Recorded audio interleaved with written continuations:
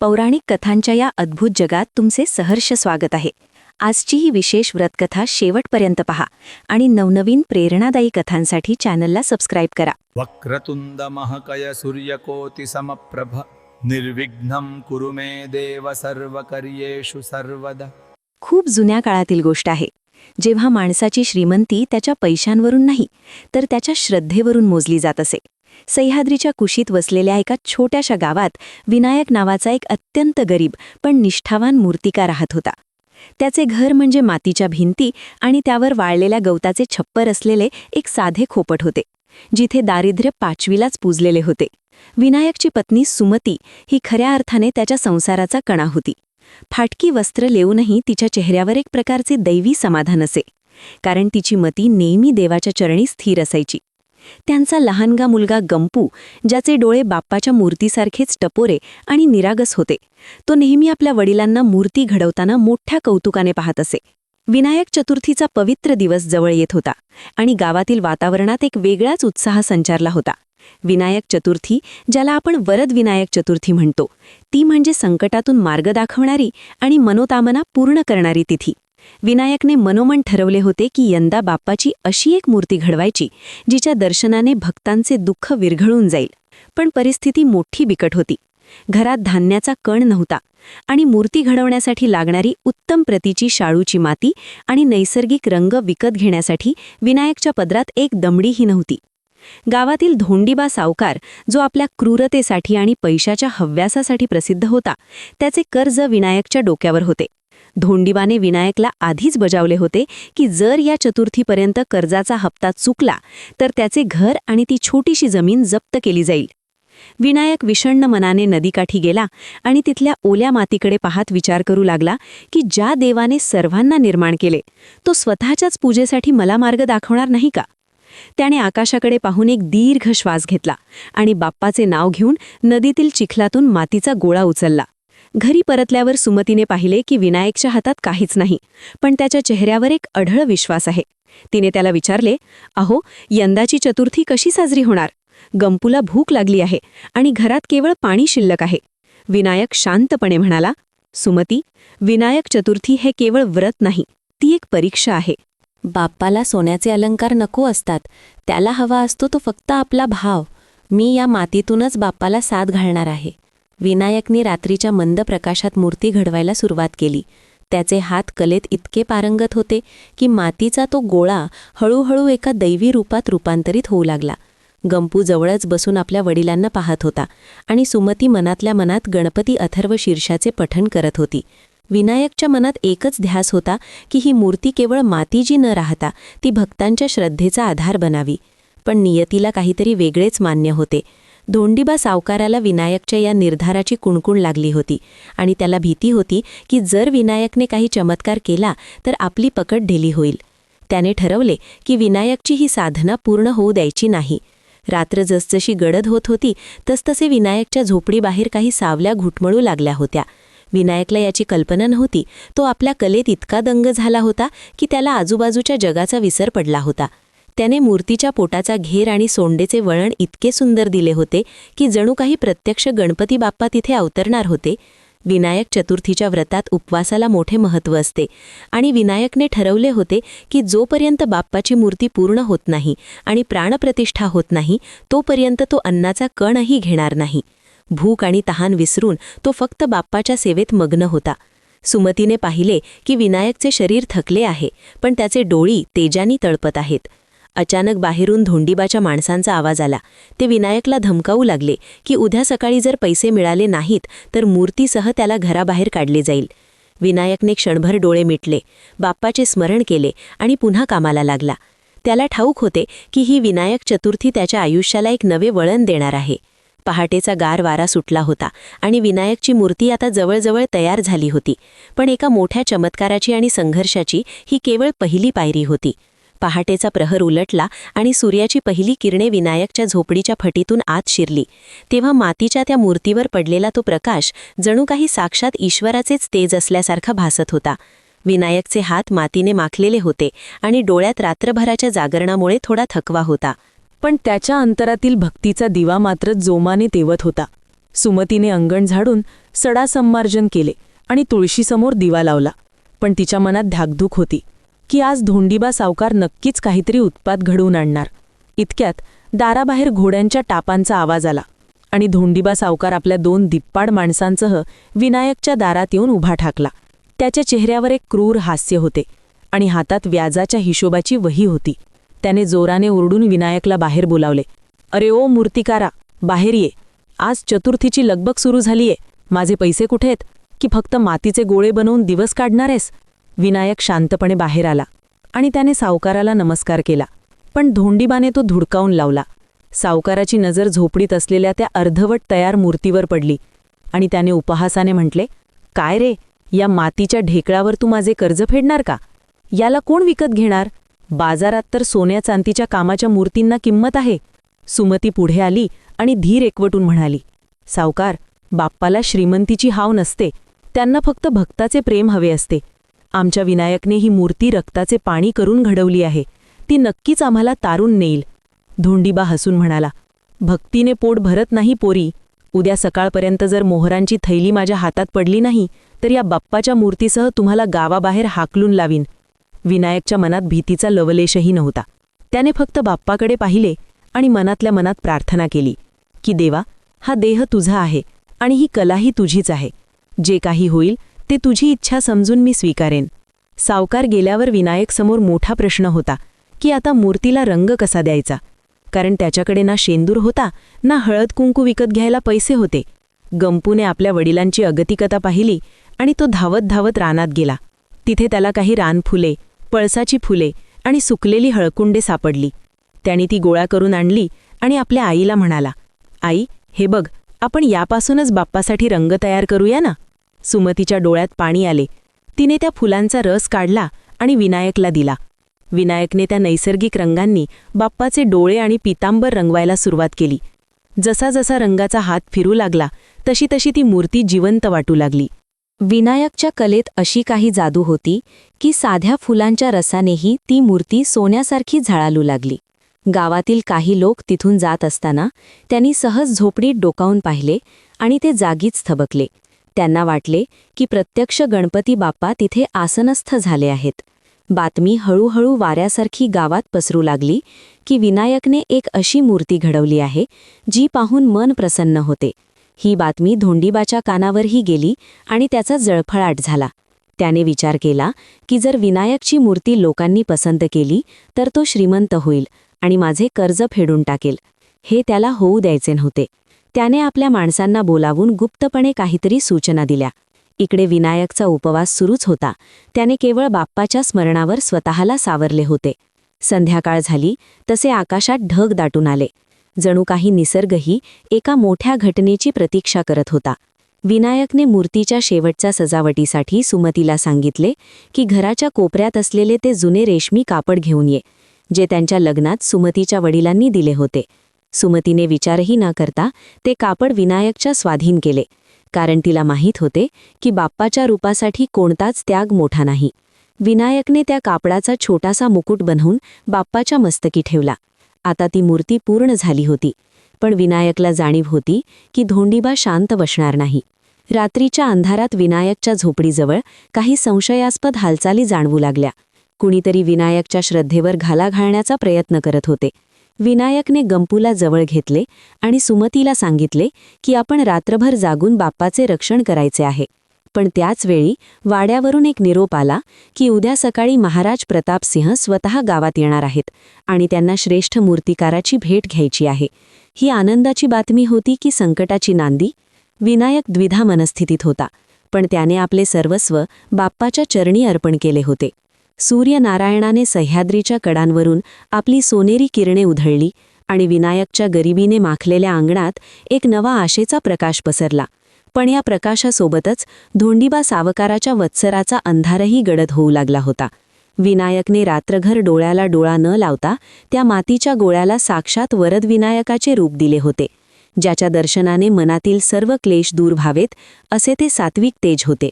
गावात जशी जशी वार्ता पसरली की विनायकने अत्यंत विलोभनीय आणि जागृत वाटावी अशी मूर्ती घडवली आहे, तशी तशी लोकांची पावले त्याच्या झोपडीकडे वळू लागली. हे पाहून धोंडीबा सावकाराचा तीळपापड झाला, कारण त्याला वाटले होते की उपासमारीने विनायक हतबल होईल आणि आपले पाय धरेल, पण इथे तर उलटेच घडत होते. धोंडीबा आपल्या काही धिप्पाड शरीररक्षक आणि हिशोबाच्या वह्या घेऊन पुन्हा विनायकच्या दारात थडकला, आणि यावेळी त्याच्या आवाजात सापासारखा फुतकार होता. त्याने जोराने ओरडून विनायकला बाहेर खेचले आणि गावातील लोकांसमोर त्याला अपमानित करण्याच्या हेतूने म्हणाला, "अरे ओ विनायक, ही मातीची ढेकळं उभी करून तू लोकांची दिशाभूल करत आहेस का? तुला वाटतं का की या खेळाने तू माझं पिढ्यानपिढ्यांचं कर्ज फेडू शकशील? लक्षात ठेव, आज विनायक चतुर्थीचा संकल्प आहे आणि सूर्यास्तापूर्वी जर तू माझ्या व्याजासह मुद्दल दिली नाहीस तर ही मूर्ती आणि तुझं हे खोपटं दोन्ही माझ्या मालकीचं होईल." विनायकने हात जोडून अतिशय नम्रतेने सांगितले, "सावकार, मी गरीब मूर्तिकार आहे. माझी कलाच माझी पुंजी आहे. बाप्पावर विश्वास ठेवा, तो कुणालाच रिकाम्या हाती पाठवत नाही." पण धोंडीबावर या शब्दांचा काहीच परिणाम झाला नाही. उलट त्याने क्रूर अट घातली की जर आज संध्याकाळपर्यंत विनायकने 100 सोन्याच्या मोहरा आणून दिल्या नाहीत तर तो ही मूर्ती बाजारपेठेत नेऊन मोडीत काढेल किंवा ती भंग करून टाकेल. हे ऐकून सुमतीच्या काळजाचा ठोका चुकला आणि गंपू आपल्या वडिलांच्या पायाला बिलागला. विनायकच्या मनात एकच विचार होता की बाप्पाची ही पवित्र मूर्ती अशा नराधमाच्या हाती कशी पडू द्यायची. त्याने मनोमन बाप्पाला साथ घातली, "हे गणराया, ही परीक्षा तुझी आहे की माझी? मी तर फक्त तुझ्या प्रेमाखातर हे रूप घडवले आहे." धोंडीबाने जाता जाता विनायकला धमकावले की कुणीही गावकरी विनायकला मदत करणार नाही, अन्यथा त्यालाही सावकाराच्या रागाला सामोरे जावे लागेल. विनायकचा विनायक चतुर्थीचा कडक उपवास सुरू होता. त्याच्या शरीरात आता त्राण उरले नव्हते, पण त्याची निष्ठा मात्र अढळ होती. त्याने पुन्हा एकदा मूर्तीकडे पाहिले आणि त्याला जाणवले की बाप्पाच्या डोळ्यात एक विलक्षण चमक आहे. जणू काही ते म्हणत आहेत की घाबरू नकोस, मी तुझ्या पाठीशी आहे. सुमतीने आपल्या घरातील उरलेसुरले दागिने, जे केवळ पितळेचे होते, ते विनायक समोर ठेवले, पण त्यांची किंमत सावकाराच्या कर्जापुढे कवडी मोल होती. विनायकने ते दागिने बाजूला केले आणि शांतपणे मूर्तीच्या पायावर डोके ठेवले. गावातील लोक लांबूनच हे दृश्य पाहत होते. त्यांना विनायकबद्दल सहानुभूती होती, पण सावकाराच्या दहशतीमुळे कुणीही पुढे येण्याचे धाडस करत नव्हते. निसर्गाचा कोप होतो की काय असे वाटू लागले, कारण अचानक आकाशात ढग दाटून आले आणि सोसाट्याचा वारा सुटला. धोंडीबाने आपल्या वाड्याच्या खिडकीतून हे पाहून अट्टहास केला की आता तरी हा मूर्तिकार नतमस्तक होईल. पण विनायक डगमगला नाही. त्याने आपल्या फाटलेल्या उपरण्यांनी बाप्पाच्या मूर्तीचे रक्षण केले, जेणेकरून पावसाचे थेंब तिला स्पर्श करणार नाहीत. तो स्वतः भिजत राहिला, पण बाप्पाला त्याने सुरक्षित ठेवले. त्याची ही पराकोटीची भक्ती पाहून सृष्टीसुद्धा अवाक झाली होती. विनायकच्या मनात आता केवळ एकच ध्यास होता, तो म्हणजे चतुर्थीची महापूजा कोणत्याही परिस्थितीत पूर्ण करणे. पण 100 सोन्याच्या मोहरा कशा येणार, हा प्रश्न सुमतीला पोखरच होता. त्याचवेळी गावाच्या वेशीवर एका राजेशाही पालखीचे आगमन झाले, ज्याची कुणकुण अजून कोणालाच लागली नव्हती. विनायकच्या आयुष्यातील सर्वात मोठी सत्वपरीक्षा आता सुरू होणार होती, जिथे एकीकडे सावकाराचा लोभ होता आणि दुसरीकडे भक्ताची निस्वार्थ भक्ती. रात्र होण्यापूर्वी काहीतरी मोठा चमत्कार घडणार होता, ज्याची कल्पना विनायकला सुद्धा नव्हती. विनायक चतुर्थीचा दिवस मावळतीला टेकू लागला होता आणि निसर्गाचे रौद्र रूप आता शांत झाले होते. पण विनायकच्या संसारातील संघर्षाचे वादळ मात्र खऱ्या अर्थाने घोंगावू लागले होते. घरात अन्नाचा एक दाणाही नव्हता आणि लहानगा गंपू भुकेने व्याकुळ होऊन आपल्या आईच्या पदराला धरून केविलवाणे पाहत होता. पण सुमतीच्या डोळ्यात अश्रू असूनही तिने आपल्या पतीचा विश्वास डळमळीत होऊ दिला नाही. विनायकने मनोमन निश्चय केला होता की जोपर्यंत बाप्पाची विधिवत पूजा होत नाही तोपर्यंत तो अन्नाचा कणही शिवणार नाही. ही त्याची विनायक चतुर्थीची अत्यंत कठोर साधना होती. सुमतीने चुलीतली राख सारवून पाहिली, पण तिथे शिजवण्यासाठी काहीच उरले नव्हते. तरीही तिने विनायकला धीर देत म्हटले की स्वामी, ज्या देवाने तोंड दिले आहे तो घासही देईल. तुम्ही फक्त तुमच्या कलेवर आणि श्रद्धेवर लक्ष द्या. बाप्पा नक्कीच मार्ग दाखवेल. विनायकने भुकेने थरथरणारे हात सावरले आणि पुन्हा एकदा मूर्तीच्या शेवटच्या बारकाव्यांकडे लक्ष दिले. त्याच्या पोटात भुकेची आग लागली होती, पण बाप्पाच्या त्या विलोभनीय मूर्तीकडे पाहताच त्याला एका वेगळ्याच आत्मिक शक्तीचा अनुभव येत होता. गावातील इतर धनिक लोक आपल्या घरी पुरणपोळीचा नैवेद्य दाखवून सण साजरा करत असताना विनायकच्या झोपडीत मात्र केवळ बाप्पाच्या नामाचा गजर आणि श्वासांची धडधड सुरू होती. गंपूला समजून सांगताना विनायक म्हणाला, बाळा, ही भूक म्हणजे बाप्पाने घेतलेली आपली परीक्षा आहे. जर आपण आज संयम पाळला तर उद्या बाप्पा आपल्याला आशीर्वादाचा महाप्रसाद देईल. इकडे धोंडीबा सावकाराने मुद्दाम विनायकच्या झोपडीसमोरून आपल्या घरच्या मिष्टान्नाचा दरवळणारा वास पसरेल अशी व्यवस्था केली होती, जेणेकरून विनायकचा संयम सुटावा आणि तो त्याच्या पाया पडायला यावा. पण विनायकची भक्ती ही अशा क्षुद्र प्रलोभनांच्या पलीकडे होती. सुमतीने अंगणातील विहिरीवरून पाणी आणले आणि तेच पिऊन त्यांनी आपल्या जठराची आग शांत करण्याचा प्रयत्न केला, कारण त्यांचे संपूर्ण लक्ष केवळ त्या मूर्तीच्या प्राणप्रतिष्ठेकडे आणि व्रताच्या पूर्ततेकडे होते. विनायक चतुर्थीच्या या पवित्र व्रतात संकटांचा डोंगर समोर उभा असतानाही जो भक्त डगमगत नाही त्यालाच वरद विनायकाचा खरा आशीर्वाद मिळतो, हे विनायकला पूर्णपणे ठाऊक होते. विनायकने पाहिले की मातीच्या त्या मूर्तीचे डोळे का अधिकच तेजस्वी आणि जिवंत वाटत होते. जणू काही साक्षात गणाधीश त्यांच्या प्रत्येक कष्टाची नोंद घेत होते. अन्नाच्या भ्रांतीपेक्षाही विनायकला जास्त धास्ती होती ती सावकाराच्या त्या 100 सोन्याच्या मोहरांच्या क्रूर अटीची, कारण इतकी मोठी रक्कम मिळवणे त्याच्यासाठी या जन्मी तरी अशक्यप्राय स्वप्न होते. तरीही त्याने हार मानली नाही आणि सुमतीला सांगितले की आपण बप्पासाठी नैवेद्य म्हणून रानातील काहीतरी शोधूया.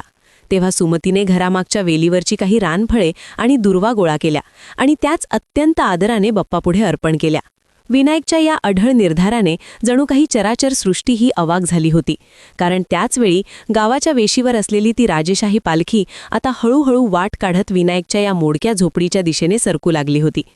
विनायक आणि सुमतीसाठी हा काळ अत्यंत कसोटीचा होता, जिथे देह पूर्णपणे थकला होता पण आत्मा मात्र बप्पाच्या भक्तीत चिंब भिजलेला होता. आणि हाच क्षण त्यांच्या जीवनातील सर्वात मोठ्या चमत्काराची नांदी ठरणार होता. विनायक चतुर्थीचा दुपारचा प्रहर उलटत आला होता आणि भुकेने व्याकुळ झालेल्या गंपूला सुमतीने कस्साबसा मांडीवर झोपवले होते. इतक्यात झोपडीच्या दारात एक सावली पडली आणि एका अतिशय क्षीण आवाजाने विनायकला साद घातली. विनायकने बाहेर येऊन पाहिले तर एक वृद्ध, धुळीने माखलेले आणि फाटकी वस्त्रे परिधान केलेले साधू महाराज लाठी टेकवत उभे होते.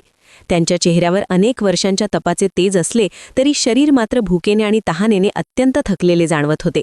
त्या वृद्ध साधूने विनायककडे पाहिले आणि म्हणाले, बाळा, खूप दूरून आलो आहे. कंठ कोरडा पडला आहे आणि पोटात अन्नाचा कण नाही. या विनायक चतुर्थीच्या दिवशी या अतिथीला थोडा आधार देशील का? विनायकच्या काळजाला पीळ पडला, कारण घरात ना अन्नाचा दाणा होता न पिण्यासाठी पुरेसे पाणी. पण भारतीय संस्कृतीत अतिथी देवो भव हा संस्कार त्याच्या रगारगात भिनलेला होता.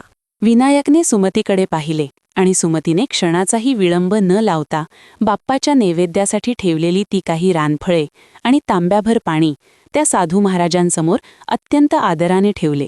तिने विचार केला की देव मंदिरात असल्यापेक्षा आज या भुकेलेल्या रूपात आपल्या दारात आला आहे. विनायकने त्या साधू महाराजांचे पाय धुतले आणि त्यांना सावलीत बसवले. विनायक स्वतः उपवासाने थकला होता, पण त्या वृद्धाची सेवा करताना त्याला एक वेगळेच समाधान लाभत होते. त्या साधूने ती रानफळे मोठ्या आनंदाने खाल्ली आणि ते पाणी प्यायल्यावर त्यांच्या चेहऱ्यावर एक दैवी हास्य उमटले. त्यांची नजर अचानक झोपडीत असलेल्या बाप्पाच्या त्या विलोभनीय मूर्तीवर पडली आणि ते जागीच थबकले. हे काय पाहिले मी, असे म्हणत ते उठले आणि मूर्तीसमोर नतमस्तक झाले. त्यांना त्या मातीच्या मूर्तीत साक्षात गणेशाचे अस्तित्व जाणवत होते. त्यांनी विनायकला विचारले, बाळा, इतकी सुंदर आणि जागृत मूर्ती तू कोणत्या प्रेरणेतून घडवलीस? हिच्या डोळ्यांत तर साक्षात करुणा आणि तेज ओसंडून वाहत आहे. विनायकने हात जोडून आपली सर्व व्यथा, सावकाराचे कर्ज आणि गरिबीची परिस्थिती त्यांना सांगितली. पण ते सांगताना त्याच्या आवाजात कोणतीही तक्रार नव्हती, तर केवळ बाप्पावरील अढळ विश्वास होता. ते साधू महाराज हसले आणि त्यांनी विनायकच्या पाठीवर हात ठेवून आशीर्वाद दिला की ज्याने या सृष्टीला जन्म दिला तो आपल्या भक्ताला कधीच विसरत नाही. तुझा हा त्याग आणि भक्ती आज सिद्ध झाली आहे. उद्याचे सूर्यकिरण तुझ्या भाग्याचे सोने घेऊन येतील. विनायकला वाटले की हे केवळ दिलासा देणारे शब्द आहेत, पण त्या साधूंच्या स्पर्शामुळे विनायकच्या शरीरातील सर्व थकवा क्षणात नाहीसा झाला आणि त्याला एक नवीन ऊर्जा जाणवू लागली. साधू महाराज निघून जाताना त्यांनी झोपडीच्या उंबरठ्यावर आपली लाठी टेकवली आणि तिथल्या मातीकडे पाहून काहीतरी पुटपुटले, जे विनायकला समजले नाही. विनायक आणि सुमतीने त्यांना वेशीपर्यंत सोडले आणि परत आल्यावर त्यांच्या लक्षात आले की ज्या तांब्यातून साधू महाराजांनी पाणी प्यायले होते त्या तांब्याच्या तळाशी एक लहानसा पारदर्शक खडा चमकत होता. विनायकला वाटले की तो साधा दगड असेल, पण त्याचे तेज काही औरच होते, जे त्या अंधाऱ्या झोपडीत प्रकाशाचा किरण दाखवत होते. विनायक चतुर्थीच्या या महाव्रतातली ही सर्वात मोठी सत्वपरीक्षा होती, जिथे स्वतः उपाशी राहून दुसऱ्याला तृप्त करण्याच्या विनायकच्या गुणाने बाप्पालाही प्रसन्न केले होते. आता रात्रीचा प्रहर सुरू होणार होता आणि विनायकला ठाऊक नव्हते की हा छोटासा खडा आणि तो वृद्ध साधू त्याच्या नशिबाची दारे कशी उघडणार आहेत. साधू महाराज निघून गेल्यावर विनायकच्या झोपडीत एक विलक्षण शांतता पसरली होती आणि त्या तांब्यातील पारदर्शक खड्याचे तेज हळूहळू वाढू लागले होते, ज्याने त्या अंधाड्या कोपऱ्यात जणू चांदण्याचं साम्राज्य निर्माण केले होते.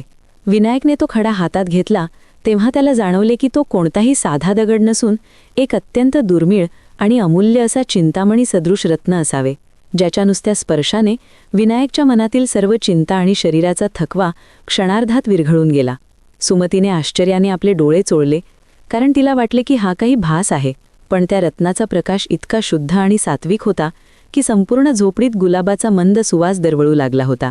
विनायकला त्या वृद्ध साधूंच्या शब्दांची आठवण झाली की उद्याचे सूर्यकिरण तुझ्या भाग्याचे सोने घेऊन येतील, आणि त्याला आता खात्री पटली होती की तो वृद्ध साधू दुसरा कोणी नसून साक्षात बाप्पाने घेतलेले एक रूप असावे, जे आपल्या भक्ताची सत्वपरीक्षा घेण्यासाठी दारात आले होते. विनायकच्या डोळ्यातून आनंदाश्रू वाहू लागले आणि त्याने ते रत्न बाप्पाच्या मातीच्या मूर्तीच्या चरणांशी अर्पण केले, कारण त्याला वाटले की जे बाप्पाने दिले आहे ते त्याच्याच चरणी असणे योग्य आहे. त्याचवेळी गावाच्या मुख्य चौकात दवंडी पिटली जाऊ लागले की महाराज प्रतापसिंह यांना राजवाड्याच्या मुख्य पूजेसाठी एक अशी मूर्ती हवी आहे जिच्यात साक्षात चैतन्य असेल, आणि जो मूर्तिकार अशी कला सादर करेल त्याला राजाश्रय आणि हवा तो पुरस्कार दिला जाईल. धोंडीबा सावकाराने हे ऐकताच आपल्या पदरी असलेल्या मोठ्या कलाकारांना कामाला लावले होते, पण त्याला विनायकच्या त्या दैवी अनुभवाची कल्पना नव्हती. विनायकला आता एक नवीन उमेद मिळाली होती. त्याला जाणीव झाली की सावकाराचे 100 मोहरांचे कर्ज फेडण्यासाठी देवानेच हा मार्ग दाखवला आहे, पण त्याचे मन सांगत होते की हे रत्न विकण्यापेक्षा आपली कला राजासमोर सादर करणे हाच खरा पुरुषार्थ आहे. त्याने सुमतीला सांगितले की आपण हे रत्न विकणार नाही, तर बाप्पाच्या आशीर्वादाने आपण आपली हीच मातीची मूर्ती राजाकडे घेऊन जाऊ, कारण तिची घडवणूक कोणत्याही हिऱ्यामाणिकापेक्षा श्रेष्ठ आहे. रात्रभर विनायकने त्या रत्नाच्या प्रकाशात मूर्तीचे पुन्हा एकदा निरीक्षण केले आणि त्याला असे वाटले की त्या रत्नाचे तेज हळूहळू त्या मातीच्या मूर्तीत झिरपत आहे, ज्यामुळे मूर्तीचा रंग अधिकच उठावदार आणि जिवंत झाला होता. गंपू आता शांतपणे झोपला होता आणि त्याच्या चेहऱ्यावर एक निरागस स्मितहास्य होते, जणू काही त्याला स्वप्नात बाप्पाने दर्शन दिले असावे. आली तसा विनायकने आपल्या फाटक्या उपरणांनी बाप्पाची मूर्ती नीट झाकून घेतली आणि तो राजाच्या दरबारात जाण्यासाठी सज्ज झाला. पण धोंडीबा सावकार आपल्या वाड्याच्या गच्चीवरून विनायकच्या प्रत्येक हालचालीवर लक्ष ठेवून होता. धोंडीबाच्या मनात आता कपटाचे नवे कारस्थान शिजत होते, कारण त्याला कोणत्याही परिस्थितीत विनायकला राजापर्यंत पोहोचू द्यायचे नव्हते. विनायकने झोपडीबाहेर पाऊल टाकले तेव्हा त्याला निसर्गातील प्रत्येक गोष्ट प्रसन्न वाटत होती. पक्ष्यांचा चिवचिवाट आणि पहाटेची गार झुळूक जणू काही त्याला यशाचा आशीर्वाद देत होती. विनायक चतुर्थीच्या या महाव्रतात आता एक नवा अध्याय सुरू होणार होता, जिथे एका सामान्य मूर्तिकाराची निष्ठा राजसत्तेसमोर आपली ओळख निर्माण करणार होती, आणि तो गूढ खडा त्याच्या नशिबाची कोणती नवीन दारे उघडणार होता हे पाहणे औत्सुक्याचे ठरणार होते. विनायकने आपल्या खांद्यावर त्या पवित्र मूर्तीची कावड घेतली आणि राजाच्या दरबाराच्या दिशेने पावले टाकू लागला. पण निघण्यापूर्वी त्याने एकदा त्या कापडाची घडी बाजूला करून बाप्पाच्या रूपाकडे पाहिले, तेव्हा त्याचे डोळे दिपून गेले. त्याने बनवलेली ती पहिली मातीची मूर्ती आता केवळ मातीची उरली नव्हती, तर त्या गूढ रत्नाच्या सहवासाने तिला एक विलक्षण सुवर्ण कांती प्राप्त झाली होती. मूर्तीच्या सोंडेपासून ते पोटाच्या घेरापर्यंत प्रत्येक अवयवातून एक मंद पण प्रखर सात्विक प्रकाश बाहेर पडत होता, जो सूर्यप्रकाशापेक्षाही शीतल आणि सुखद होता. विनायकला आठवले की जेव्हा त्याने नदीकाठची ती साधी माती आणली होती तेव्हा ती किती धुरकट आणि निर्जीव होती, पण आज त्याच्या निस्वार्थ भक्तीने आणि त्या साधू महाराजांच्या आशीर्वादाने त्या मातीच्या कणाकणात चैतन्य सळसळू लागले होते. मूर्तीचे डोळे इतके बोलके आणि करुणेने भरलेले दिसत होते की जणू काही प्रत्यक्ष गणाधीश स्वतः विनायकच्या पाठीवर आशीर्वादाचा हात ठेवून उभे आहेत असा भास होत होता. त्या मूर्तीच्या कपाळावर उमटलेले शेंद्री टिळक आता तेजस्वी ताऱ्यासारखे चमकू लागले होते, आणि ती मूर्ती पाहताच माणसाच्या मनातील सर्व दुष्ट विचार क्षणात नष्ट होतील अशी तिची मोहिनी होती. विनायक जेव्हा गावाच्या मुख्य रस्त्यावरून चालू लागला तेव्हा त्याच्या झोळीतून बाहेर पडणाऱ्या त्या दैवी प्रकाशाने आजूबाजूच्या भिंती आणि रस्ते उजळून निघाले. हे पाहून वाटेतील लोक आश्चर्याने थबकले आणि त्यांनी आपसुकच हात जोडले. धोंडीबा सावकाराने आपल्या घराच्या गच्चीवरून जेव्हा हे दृश्य पाहिले तेव्हा त्याचा जळफळाट झाला, कारण त्याला उमजले की ही काही साधी कला नाही, तर हा साक्षात ईश्वराचाच चमत्कार आहे जो विनायकच्या बाजूने उभा ठाकला आहे. धोंडीबाच्या डोळ्यात मत्सराची आग भडकली आणि त्याने आपल्या गुंडांना खून केली की या मूर्तीचा राजवाड्यापर्यंतचा प्रवास कोणत्याही परिस्थितीत सुसह्य होऊ द्यायचा नाही. विनायक मात्र आपल्याच धुंदीत होता. त्याला ना भूक जाणवत होती ना तहान, कारण त्याच्या अंतरात्म्यात बाप्पाच्या नामाचा जयघोष सुरू होता आणि ती दिव्य मूर्ती त्याला पुढे जाण्यासाठी जणू काही बळ देत होती.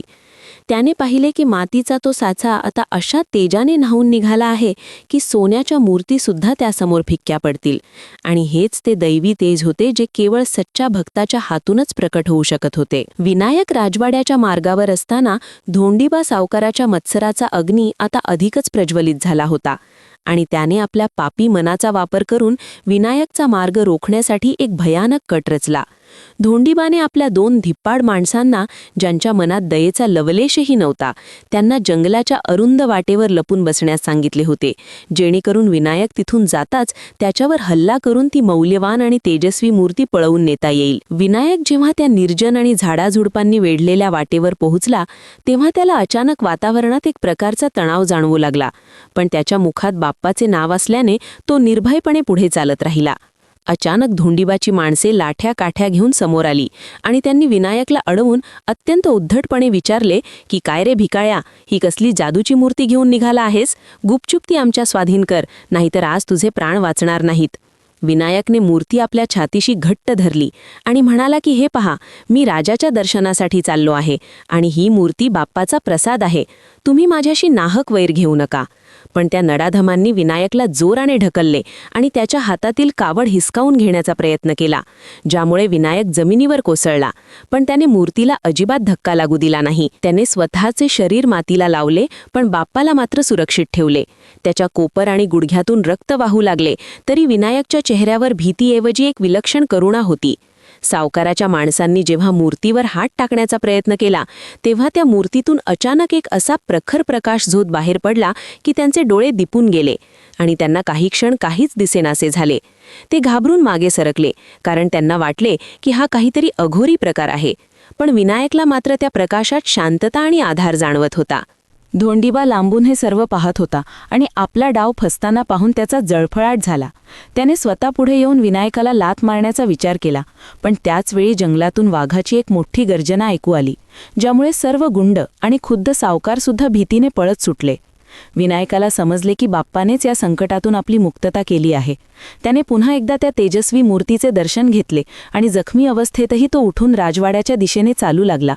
विनायकाच्या मनात आता ही खात्री पटली होती की जोपर्यंत बाप्पा त्याच्या सोबत आहेत तोपर्यंत जगातील कोणतीही शक्ती त्याला हरवू शकणार नाही. पण खरी परीक्षा तर राजाच्या दरबारी होणार होती, जिथे धोंडीबा पुन्हा एकदा आपले विष ओकणार होता. विनायकाने रक्ताने माखलेल्या पायांनी राजवाड्याच्या महाद्वारावर पाऊल ठेवले आणि तिथल्या रक्षकांनी जेव्हा त्या मूर्तीचे तेज पाहिले तेव्हा त्यांनी आपोआपच माना झुकवून विनायकाला सन्मानाने आत सोडले. विनायक राजवाड्याच्या भव्य प्रांगणात उभा असतानाच अचानक त्याच्या काळजाचा ठोका चुकला आणि त्याला जाणवले की काहीतरी अघटित घडले आहे, कारण लांबून त्याच्या गावाच्या दिशेने आकाशात धुराचे लोट उठताना दिसत होते. इकडे धोंडीबा सावकाराने जंगलातील आपला पराभव सहन न झाल्यामुळे संतापाच्या भरात आपल्या एका विश्वासू नोकराला पाठवून विनायकाच्या त्या मोडक्या झोपडीला आग लावून दिली होती, जेणेकरून विनायकाचे सर्वस्व नष्ट व्हावे आणि त्याच्याकडे परत जाण्यासाठी जागा चोरू नये. सुमती आणि गंपू दारातच बसून बाप्पाच्या नावाचा जप करत होते आणि बघता बघता आगीच्या ज्वालांनी त्या कोरड्या गवताच्या छपराला आपल्या कचाट्यात घेतले, ज्यामुळे आजूबाजूच्या लोकांची धावपळ सुरू झाली. धोंडीबा लांबून हे पाहून अट्टहासाने हसत होता, कारण त्याला वाटले की विनायकाची उरलीसुरली आशाही आता या राखेमध्ये मिसळून जाईल. पण तिथेच बाप्पाचा एक मोठा चमत्कार घडला. आगीने संपूर्ण झोपडीला वेढले होते आणि ज्वाला आकाशाला भिडत होत्या, पण ज्या ठिकाणी विनायक बसून मूर्ती घडवत असे आणि जिथे त्या वृद्ध साधूने आपली लाठी टेकवली होती त्या जागेला आगीचा एक छोटासा ठिपकाही स्पर्श करू शकला नाही. अग्नीने जणू काही त्या पवित्र जागेसमोर शरणागती पत्करली होती आणि सुमतीने जेव्हा गंपूला घेऊन त्या धुराच्या लोटातून बाहेर पडण्याचा प्रयत्न केला तेव्हा तिला एका अदृश्य शक्तीने सुरक्षितपणे घराबाहेर काढले. गावातील लोकांनी पाहिले की संपूर्ण झोपडी जळून खाक झाली होती, पण विनायकचा तो मातीचा ओटा आणि त्यावर असलेले मूर्तिकाम करण्याचे साहित्य जसेच्या तसे सुरक्षित होते. जणू काही तिथे कोणीतरी पाण्याचा सडा घातला असावा. धोंडीबा हे पाहून थक्क झाला आणि त्याच्या मनात प्रथमच भीतीची पाल चुकचुकली की आपण कोणत्या तरी दैवी शक्तीशी नाहक वैर घेत आहोत. राजवाड्यात विनायकला जेव्हा या आगीची बातमी समजली तेव्हा त्याच्या डोळ्यात पाणी आले, पण त्याला अंतरात्म्यातून साद ऐकू आली की त्याचे कुटुंब आणि त्याची भक्ती दोन्ही सुरक्षित आहेत. विनायकने मनोमन बाप्पाचे आभार मानले, कारण ज्या मातीतून त्याने बाप्पाला घडवले होते त्याच मातीने आज त्याच्या कुटुंबाचे रक्षण केले होते. आणि आता या संकटाने विनायकचा निर्धार अधिकच पक्का झाला होता. राजा प्रतापसिंहाने जेव्हा पाहिले की विनायकच्या डोळ्यात अश्रू आहेत पण चेहऱ्यावर एक अढळ तेज आहे, तेव्हा त्यांनी विचारले की हे कशाचे लक्षण आहे.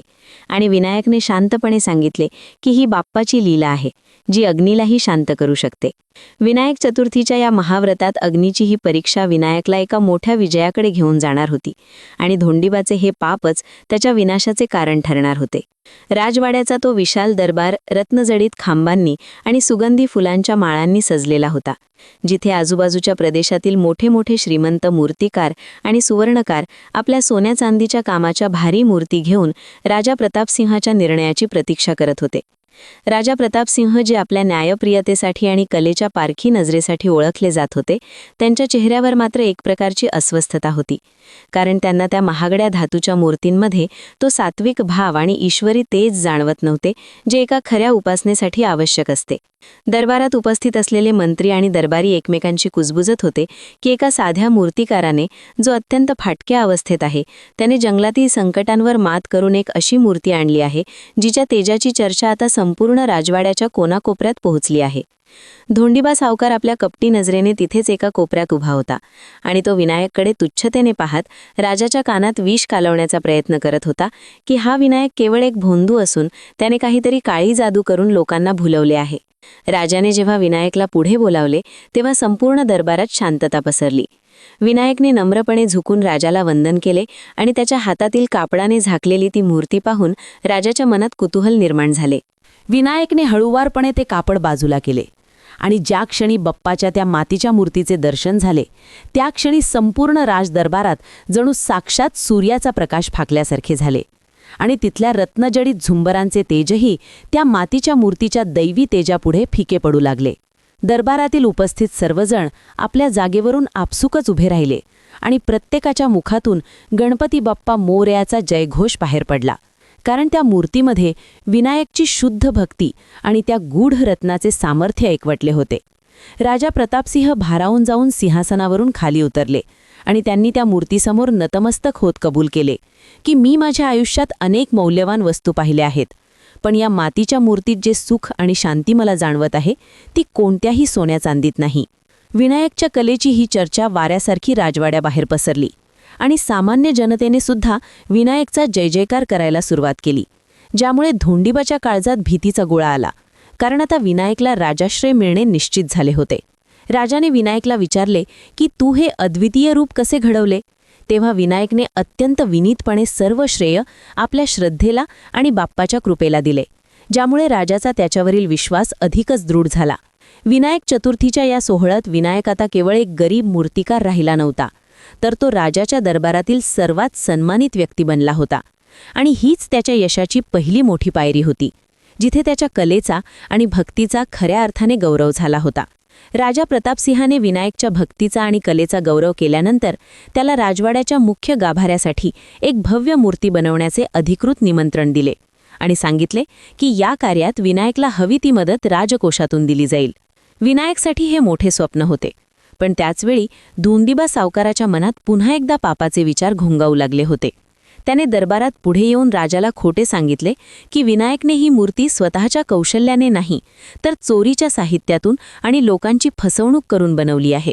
धोंडीबाने विनायकच्या डोक्यावर असलेल्या जुन्या कर्जाचा मुद्दा मांडून त्याला राजासमोर गुन्हेगार ठरवण्याचा प्रयत्न केला, पण राजाने स्पष्टपणे सांगितले की जो कलाकार ईश्वराचे इतके सुंदर रूप घडवू शकतो तो कधीही अनितीने वागणार नाही. धोंडीबाचा हा डाव फसला खरा, पण तो गप्प बसणारा नव्हता. त्याने राजवाड्याच्या गोदामातील एका नौकराला फितूर केले आणि विनायकला मूर्ती बनवण्यासाठी जी पवित्र माती आणि रंग पुरवले जाणार होते त्यात विषारी द्रव्य किंवा हानिकारक रसायने मिसळण्याचे कारस्थान रचले. विनायक जेव्हा नवीन मूर्ती कामाला सुरुवात करणार होता तेव्हा त्याला जाणवले की साहित्यामध्ये काहीतरी गडबड आहे. पण त्याने हार न मानता पुन्हा एकदा बाप्पाच्या नामाचा जप सुरू केला. धोंडीबाचा मूळ हेतू हा होता की विनायकने बनवलेली नवी मूर्ती जर अशुभ ठरली किंवा तिला तडा गेला तर राजाचा विनायकवरील विश्वास उडेल आणि मग विनायकला पुन्हा एकदा सावकाराच्या दावणीला बांधता येईल. सुमती आणि गंपूला राजाने सन्मानाने राजवाड्यात बोलावून घेतले होते, ज्यामुळे विनायकला आधार मिळाला. पण धोंडीबाने आता थेट राजघराण्यातील काही असंतुष्ट लोकांची मदत घेऊन विनायकच्या प्राणांवर उठण्याचा कट रचला होता. विनायक चतुर्थी जवळ येत होती आणि प्रत्येक क्षण विनायकसाठी संघर्षाचा होता, जिथे त्याला एका बाजूला आपली कला सिद्ध करायची होती आणि दुसऱ्या बाजूला धोंडीबाच्या छुप्या वारांपासून सावध राहायचे होते. धोंडीबाने ठरवले की जर मूर्ती पूर्ण झाली तर ती विनायकच्या हातून राजवाड्यात पोहोचण्यापूर्वीच तिचे नुकसान करायचे आणि त्यासाठी त्याने राजवाड्याच्या आवारात आपले हस्तक पेरले होते. विनायकला या धोक्याची कल्पना नव्हती, पण त्याच्या अंतरात्म्यात बाप्पाची शक्ती वसत होती, जी त्याला प्रत्येक धोक्याची जाणीव करून देत होती.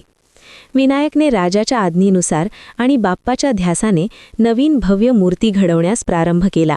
पण हे कार्य केवळ हातांनी चालणारे काम नव्हते, तर ती एक महान आध्यात्मिक साधना होती. विनायकने मनोमन निश्चय केला होता की जोपर्यंत ही भव्य मूर्ती पूर्ण होत नाही तोपर्यंत तो कडक उपवास पाळेल आणि केवळ वायुभक्षण करून आपला प्राण या कलेत ओतेल. धोंडीबा सावकाराने कपटाने त्या मातीत जे अशुद्ध द्रव्य मिसळले होते ते विनायकच्या पवित्र हातांचा स्पर्श होताच जणू भस्मीभूत झाले आणि त्या मातीला चक्क चंदनाचा सुगंध येऊ लागला. हा विनायकच्या शुद्ध भक्तीचा पहिला विजय होता. विनायक जेव्हा डोळे मिटून मूर्तीचे ध्यान करायचा तेव्हा त्याला अंधारातही बाप्पाचे चतुर्भुज रूप, हातातील पाश अंकुश आणि त्या प्रसन्न मुद्रेचे दर्शन व्हायचे. जणू काही साक्षात गणाधीश त्याला प्रत्येक रेषा कुठे ओढायची याचे मार्गदर्शन करत होते. उपवासामुळे विनायकचे शरीर दिवसेंदिवस क्षीण होत चालले होते. त्याचे गाल बसले होते आणि हाडे दिसू लागली होती, पण त्याच्या डोळ्यांतील तेज मात्र एखाद्या धगधगत्या यज्ञासारखे वाढत होते. सुमती आणि गंपू दुरून हे दृश्य पाहून थरारून जायचे, कारण त्यांना विनायकच्या भोवती एक निळसर प्रकाशाचे वलय निर्माण झालेले स्पष्टपणे दिसत होते. ज्या ज्या वेळी विनायक थकव्याने बेशुद्ध पडायचा त्या त्यावेळी त्याला स्वप्नात किंवा साक्षात्काराच्या रूपात बाप्पाचे दर्शन व्हायचे आणि त्याला नवी उभारी मिळायची. मूर्तीचे पाय घडवताना त्याला पृथ्वीच्या स्थिरतेचा अनुभव आला, तर सोंडेचे वळण देताना त्याला ओंकाराचा नाद ऐकू येऊ लागला. ही कला आता साहित्याच्या पलीकडे जाऊन ब्रह्मांडाच्या रहस्यांना स्पर्श करू लागली होती. राजवाड्याच्या ज्या खोलीत विनायक काम करत होता तिथे येणारे दरबारी आणि रक्षकसुद्धा नतमस्तक व्हायचे, कारण तिथले वातावरण एखाद्या पवित्र मंदिरासारखे मंगलमय झाले होते. धोंडीबा सावकाराने आपले लोक तिथे पाठवून विनायकचा उपवास मोडण्याचे अनेक प्रयत्न केले. त्याला पक्वान्नांचे मोह दाखवले, पण विनायकचे मन बाप्पाच्या चरणांशी इतके घट्ट बांधले गेले होते की त्याला जगातील कोणत्याही स्वादाची उणीव भासत नव्हती. मूर्तीचे डोळे रेखाटण्याचा क्षण आला तेव्हा संपूर्ण राजवाडा शांत झाला होता, कारण ते डोळे म्हणजे बाप्पाचे चैतन्य होते. विनायकने जेव्हा आपल्या कुंचल्याने त्या मूर्तीचे डोळे उघडले तेव्हा त्यातून एक असा प्रकाश बाहेर पडला की विनायकला तिथे साक्षात वरदविनायक उभे असल्याचे जाणवले. या साक्षात्कारात विनायकला समजले की भक्तीच्या बळावर माणूस अशक्य गोष्टीसुद्धा शक्य करू शकतो आणि धोंडीबाचे सर्व कट बाप्पाच्या एका स्मितहास्याने धुळीला मिळणार आहेत. विनायक चतुर्थीच्या महासोहळ्यासाठी आता ही जागृत मूर्ती सज्ज झाली होती, पण या प्रवासाचा अंतिम टप्पा अजून बाकी होता. विनायक चतुर्थीचा तो सुवर्ण पहाटेचा प्रहर उजाडला आणि संपूर्ण राजवाडा जणू स्वर्गाच्या नंदादीपासारखा उजळून निघाला. वाड्याच्या मुख्य प्रवेशद्वारापासून ते गाभाऱ्यापर्यंत सुगंधी फुलांच्या माळा आणि रांगोळ्यांचे सडे घालण्यात आले होते. नगारे, चौघडे आणि शंखांच्या निनादाने आकाश दुमदुमून गेले होते आणि प्रत्येक नगरीवासियांच्या मुखात फक्त विनायकने घडवलेल्या त्या अद्भुत मूर्तीचेच नाव होते. विनायकचा अनेक दिवसांचा कडक उपवास आणि तपश्चर्या आज फळाला येणार होती. त्याचे शरीर थकले होते, पण त्याच्या आत्म्यात बाप्पाच्या नामाचे चैतन्य रसरसून वाहत होते. राजा प्रतापसिंहाने स्वतः विनायकच्या कक्षात येऊन त्याला वंदन केले आणि मोठ्या आदराने विचारले की हे महान मूर्तिकारा, बाप्पाला दरबारात नेण्याची घटिका आली आहे, तू सिद्ध आहेस का? विनायकने केवळ स्मितहास्य केले आणि त्या भव्य मूर्तीला आपल्या खांद्यावर घेण्यासाठी पुढे सरसावला. पण आश्चर्य म्हणजे ज्या मूर्तीचे वजन उचलण्यासाठी 10 हत्तींचे बळ लागेल असे वाटत होते, ती मूर्ती विनायकच्या खांद्यावर एखाद्या फुलासारखी हलकी झाली. हा बाप्पाचा चमत्कार होता की विनायकच्या निस्वार्थ भक्तीचा भार बाप्पाने स्वतःच उचलला होता. राजवाड्याच्या मुख्य मार्गावरून जेव्हा ही मिरवणूक सुरू झाली, तेव्हा रस्त्याच्या दुतर्फा उभा असलेला जनसमुदाय भारावून गेला. त्या मूर्तीचे तेज इतके प्रखर होते की सोन्याच्या दागिन्यांनी मढवलेले हत्ती आणि घोडेसुद्धा त्या साध्या मातीच्या मूर्तीपुढे निस्तेज भासत होते. सुमती आणि गंपू राजाच्या कुटुंबासह अग्रभागी चालत होते आणि त्यांच्या डोळ्यांतून आनंदाश्रू वाहत होते, कारण त्यांनी विनायकचा तो दारिद्र्याचा काळ आणि संघर्षाचे दिवस जवळून पाहिले होते. धोंडीबा सावकार या गर्दीत मिसळून आपल्या कपटी डोळ्यांनी संधी शोधत होता. त्याला अजूनही वाटत होते की काहीतरी विघ्न आणून या सोहळ्याला गालबोट लावावे. पण बाप्पाच्या त्या विलोभनीय मूर्तीचे दर्शन होताच त्याचे पाय लटपटू लागले आणि त्याच्या मनातील दुष्ट विचारांना जणू काही आग लागली. विनायक जेव्हा दरबाराच्या पायऱ्या चढू लागला तेव्हा आकाशातून फुलांचा वर्षाव झाला आणि वातावरण गणपती बाप्पा मोरयाच्या जयघोषाने भारावून गेले. मूर्तीची प्राणप्रतिष्ठा करण्यासाठी जेव्हा विनायकने तिला मुख्य आसनावर ठेवले तेव्हा संपूर्ण दरबारात एक असा दिव्य प्रकाश पसरला की सर्वांना क्षणभर असे वाटले की साक्षात सिद्धिविनायक तिथे प्रकट झाले आहेत. विनायक चतुर्थीच्या या महामुहूर्तावर विनायकने बाप्पाची पहिली आरती सुरू केली आणि त्याच्या कंठातून उमटणारे शब्द जणू थेट स्वर्गापर्यंत पोहोचत होते. या प्रवासाने सिद्ध केले की जिथे शुद्ध भक्ती असते तिथे ईश्वर स्वतः येऊन उभा राहतो. पण धोंडीबाच्या पापाचा घडा आता पूर्णपणे भरला होता आणि या सोहळ्याच्या शेवटी एक मोठा न्यायनिवाडा होणार होता. आरतीचा गजर शिगेला पोहोचला होता आणि टाळ मृदुंगाच्या तालावर अवघा राजदरबार भक्तीत नाहून निघाला होता. पण धोंडीबा सावकाराच्या मनात मात्र मत्सराचे काळेकुट्ट ढग जमा झाले होते. त्याला विनायकचा हा सन्मान आणि बाप्पाची ही कीर्ती सहन होत नव्हती. आरती संपून जेव्हा सर्व लोक प्रसादासाठी आणि दर्शनासाठी गर्दी करू लागले तेव्हा धोंडीबाने आपल्या कपटी नियोजनानुसार आपल्या 2 सराईत चोरांना खुणावले, ज्यांना त्याने आधीच राजवाड्याच्या गुप्त वाटांनी आत आणले होते. धोंडीबाचा डाव असा होता की गर्दीचा फायदा घेऊन मुख्य गाभाऱ्यातील त्या तेजस्वी मूर्तीला पळवून न्यायचे आणि त्या जागी एक तंतोतंत दिसणारी पण अशुभ मातीची मूर्ती ठेवायची, जेणेकरून विनायकवर मूर्ती बदलल्याचा आळ येईल आणि राजा त्याला मृत्यूदंडाची शिक्षा देईल. संधी साधून ते चोर गाभाऱ्यात घुसले आणि त्यांनी बाप्पाच्या त्या दिव्य मूर्तीला स्पर्श करण्याचा प्रयत्न केला. पण त्याच क्षणी एक मोठा चमत्कार घडला. ज्या मूर्तीला विनायकने एका फुलासारखी उचलले होते ती मूर्ती त्या पाप्यांच्या स्पर्शाने जणू पर्वतासारखी जड झाली. ते चोर आपल्या सर्व शक्तीनिशी मूर्ती हलवण्याचा प्रयत्न करू लागले, पण मूर्ती तसूभरही हलली नाही. उलट त्या मूर्तीतून एक असा भयानक कंप सुटला की त्यांचे हात त्या मातीला चिकटून बसले.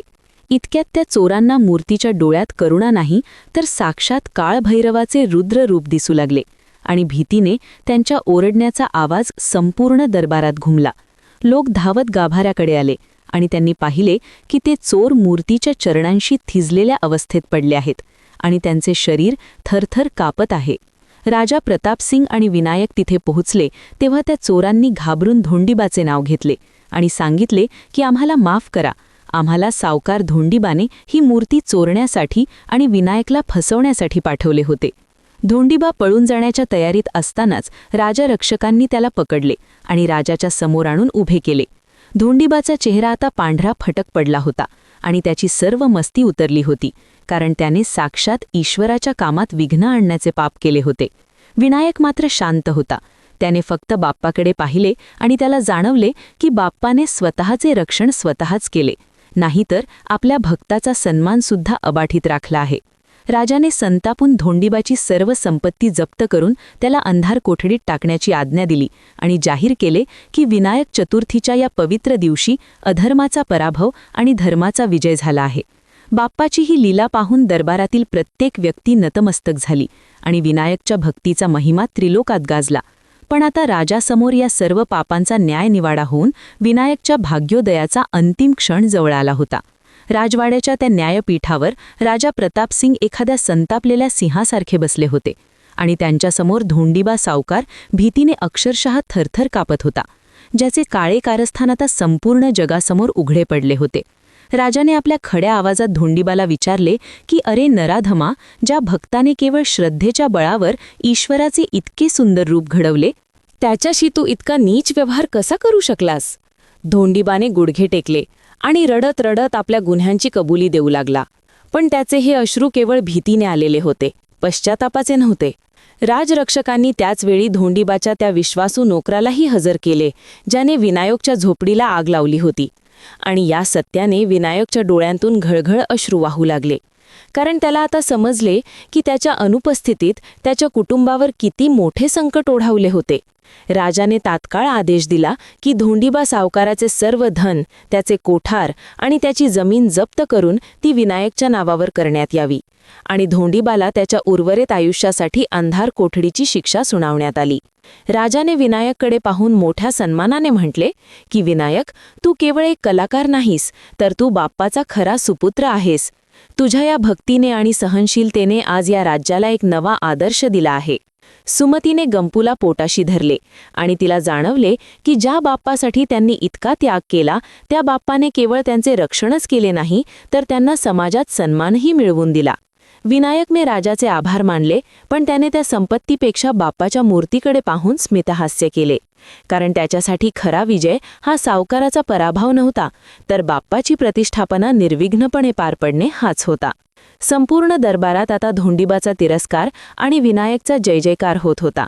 आणि विनायक चतुर्थीच्या या सोहळ्यात खऱ्या अर्थाने सत्याचा विजय झाला होता. धोंडीबा सावकाराचा गर्व हरण झाल्यानंतर आणि सत्याचा विजय झाल्यानंतर राजा प्रतापसिंहाने विनायकला केवळ संपत्तीच दिली नाही, तर त्याला राज्याचे मुख्य मूर्तिकार म्हणून सन्मानित केले.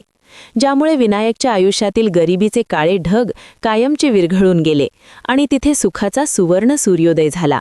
ज्या जागी विनायकची जुनी झोपडी आगीत भस्मसात झाली होती, त्याच जागी राजाने आपल्या उत्तम कारागिरांना पाठवून एक भव्य आणि सुंदर वाडा उभा केला, ज्याच्या मुख्य प्रवेशद्वारावर स्वतः बाप्पाची एक अत्यंत मोहक मूर्ती कोरलेली होती, जी विनायकच्या संघर्षाची आणि विजयाची साक्ष देत होती. सुमती, जी इतके दिवस फाटकी वस्त्रे नेसून अनवाणी पायाने संसाराचा गाडा हाकत होती, तिला आज राजवैभवाचे सर्व सुख मिळाले होते. पण तरीही तिच्या मनात पूर्वीसारखाच साधेपणा आणि बाप्पाविषयीची अढळ भक्ती कायम होती. तिने राजवाड्याकडून मिळालेले मौल्यवान अलंकार बाप्पाच्या चरणी अर्पण केले आणि स्वतः साध्या सुती वस्त्रातच राहणे पसंत केले. लहानगा गंपू आता सोन्या चांदीच्या ताटात मिष्टान्नाचे जेवण जेवू लागला होता, पण तो अजूनही आपल्या वडिलांच्या हाताला लागलेली माती आणि त्यातून उमटणारे बाप्पाचे रूप पाहूनच जास्त आनंदी व्हायचा. जणू काही वडिलांची कला त्याच्या रक्तातच भिनली होती. गावातील लोक जे पूर्वी सावकाराच्या भीतीने विनायककडे बघायलाही घाबरत होते किंवा त्याला तुच्छ लेखत होते, ते आता मोठ्या आदराने त्याच्या वाड्यासमोर नतमस्तक व्हायचे आणि विनायकच्या कलेचा आशीर्वाद घेण्यासाठी रांगा लावायचे.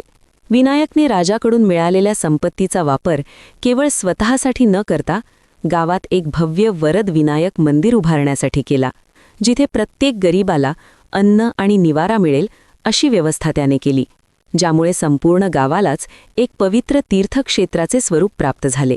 त्या वृद्ध साधूने दिलेले के गूढ रत्न विनायकने मंदिराच्या मुख्य गाभाऱ्यात बाप्पाच्या मुकुटात अशा प्रकारे जडले की त्याचे तेज सदैव भक्तांच्या आयुष्यातील अंधार दूर करत राहिले.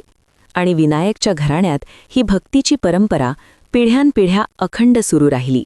विनायक चतुर्थीच्या त्या एका व्रताने केवळ एका मूर्तिकाराचे नशीब पालटले नाही, तर त्या संपूर्ण पंचक्रोशीतील दारिद्र्य आणि दुःखाचे कायमचे निर्मूलन झाले. हे पाहून सृष्टीने सुद्धा विनायकवर आशीर्वादाचा वर्षाव केला. विनायक चतुर्थीचा हा सोहळा आता आपल्या परमोच्च शिखरावर पोहोचला होता आणि संपूर्ण गाव बाप्पाच्या भक्तीत चिंब भिजून गेले होते. विनायकने बांधलेल्या त्या भव्य मंदिरात आज पहिली महापूजा संपन्न होत होती, जिथे श्रीमंत गरीब, उच्च नीच असा कोणताही भेदभाव उरला नव्हता.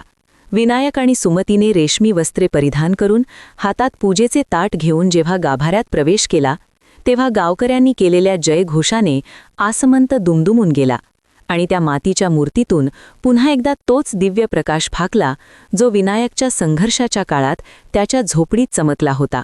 विनायकने मनोमन बाप्पाचे आभार मानले की त्यांनी केवळ त्याच्यावरच नव्हे, तर संपूर्ण गावावर कृपेचा वर्षाव केला आहे. कारण आता तिथे कुणीही भुकेले नव्हते. आणि कुणाच्याही डोक्यात सावकाराच्या कर्जाची टांगती तलवार नव्हती. पूजेच्या शेवटी विनायकने सर्व गावकऱ्यांना विनायक चतुर्थीच्या व्रताचे महत्त्व सांगितले की हे व्रत केवळ उपवासाचे नाही, तर ते मनातील अहंकाराचा नाश करून शुद्ध भाव जपण्याचे आहे. जो भक्त संकटाच्या काळातही बाप्पाची साथ सोडत नाही, त्याला बाप्पा कधीच वाऱ्यावर सोडत नाहीत. बाप्पाच्या आशीर्वादाने त्या वर्षी गावात पीक पाणी भरघोस आले आणि लोकांच्या जीवनात सुख समृद्धी नांदू लागली. विनायकची ती वरद विनायक कथा घराघरात पोहोचली आणि लोकांनी मनोभावे हे व्रत करायला सुरुवात केली. आरतीच्या वेळी जेव्हा टाळ मृदंगांचा आवाज वाढला, तेव्हा विनायकला पुन्हा एकदा त्या वृद्ध साधूची सावली मूर्तीजवळ दिसली आणि त्याने ओळखले की हे यश त्याचे नसून त्याच्या श्रद्धेचे आहे.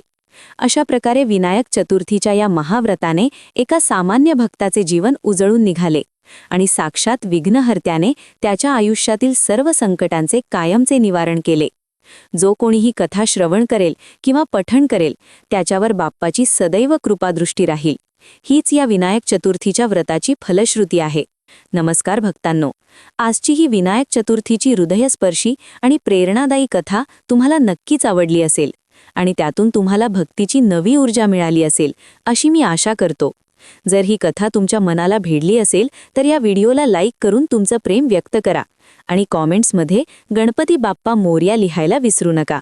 अशाच प्रकारच्या पौराणिक, ऐतिहासिक आणि रसाळ व्रतकथा नियमितपणे ऐकण्यासाठी आपल्या या चॅनलला नक्की सबस्क्राईब करा आणि आमच्या प्रत्येक नवीन कथेचे नोटिफिकेशन सर्वात आधी मिळवण्यासाठी बेल आयकॉन दाबायला विसरू नका.